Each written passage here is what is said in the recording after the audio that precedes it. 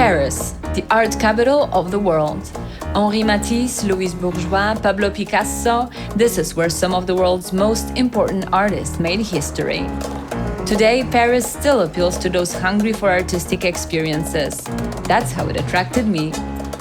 My name is Marzena Jarczak, and I want to explore parts of the art world that usually remain unseen. In this series, I'm going to see how art is made, sold and collected, and I'm taking you with me. I can't spend a day without wanting to look at art. I love the emotional stimulation, the intellectual challenge, the visual pleasure of it. But to build a collection is an art in itself. I'm visiting Staffan Ahrenberg, the owner of the iconic publishing house Cahiers, whose private collection features the works of Marcel Duchamp, Wolfgang Tillmans, or Tadeusz Kantor. Our family home, or homes, art was not just everywhere on every wall, and it was also present with the artists. It was a very active place. My father was an extremely active collector. His mantra was to collect artists that he met personally.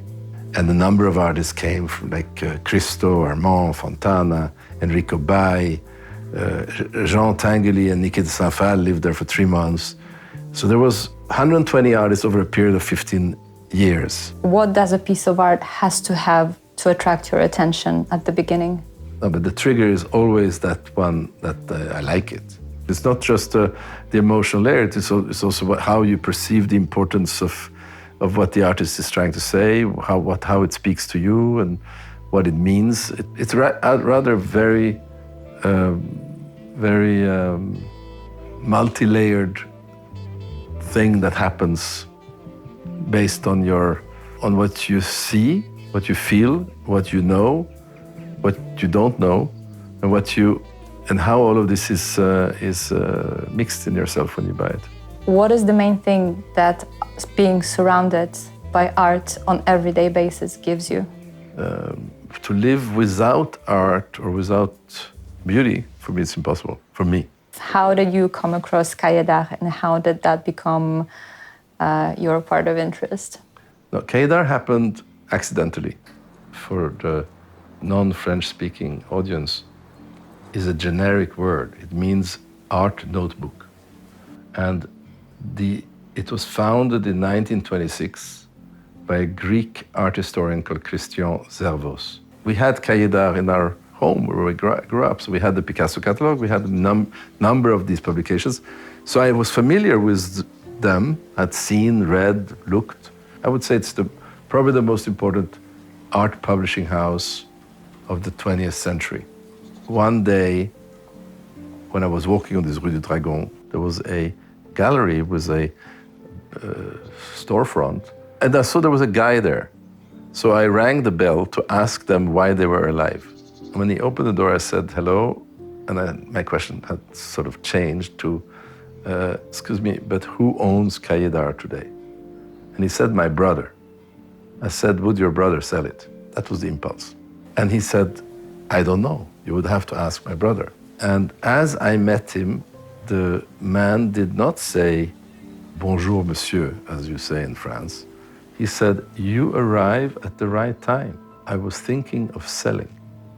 The most important thing for me, for Cahiers, is to keep Cahiers alive.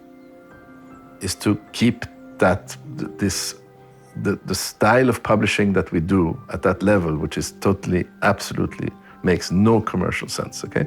But I think is essential in this world. And that's why artists are attracted to it.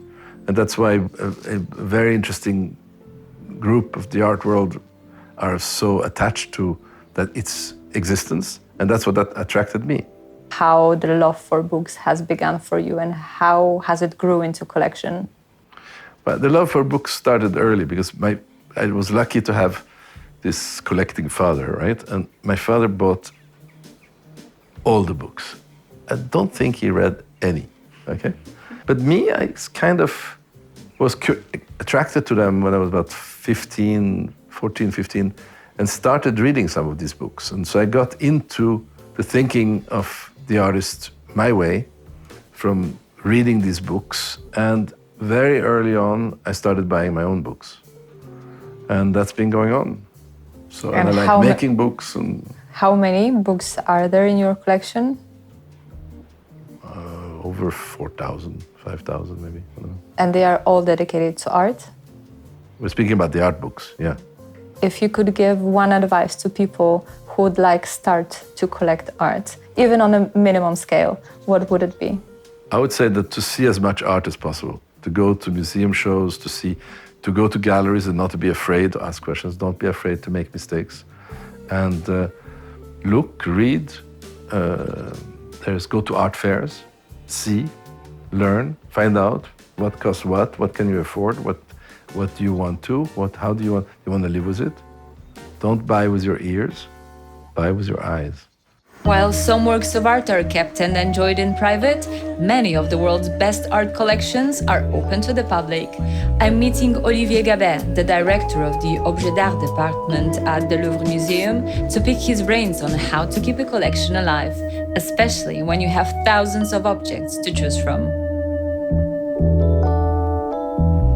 There are many museums around the world, as you know, but certainly the Louvre, by its name and its story and its collection, and it's also the most iconic because it kept what for the largest audience ever symbolized what is an artwork, which is the Mona Lisa, but the Louvre is a museum of plenty other iconic works for sure. How do you build the collections? How do you make new acquisitions? And how do you curate the collections as well?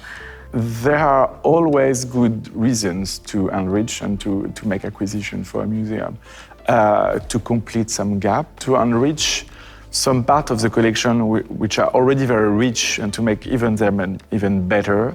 It's also quite interesting to share with people some new fields in art history. So for example, talking with the curator of the Department of Decorative Arts here, one of the curators told me, we could do a display with some tapestries we have which underlines the role of strong and powerful women in the 16th and 17th century. And I thought the idea was interesting because that means that there will not be like a suite of 12 tapestries around the 12 months of a year, because we will not be able to have this kind of cycle of tapestry, which is very important and emblematic and iconic in many ways. But to do another display, we could be a kind of sort of temporary exhibition and to make people come back to say, okay, it's not perhaps what you expect, but it's different, it's really interesting, and you have to do it. And what does it take for an object to become a part of the Louvre collection? What are the qualities? Can I bring you something that I consider a very old, like family souvenir, and you can have it and display it? That will be difficult, certainly. I think that in the world of today, museums have to be very selective. So if you add something to the Louvre, it has to be at the same level.